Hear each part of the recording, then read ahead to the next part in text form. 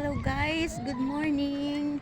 I'm here again in Coffee Project for my Sunday exercise, my fitness exercise.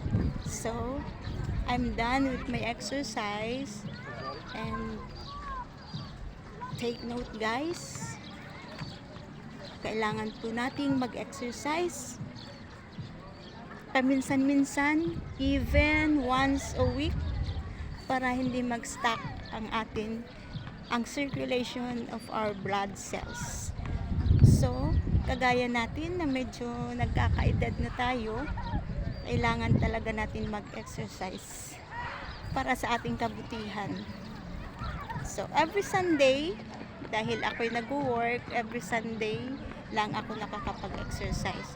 So, kailangan natin gawin natin ito para sa kabutihan ng ating katawan, para tayo ay maging masigla at malayo sa anumang sakit, lalong-lalo na sa stroke. So kailangan talaga natin mag-exercise even once a week.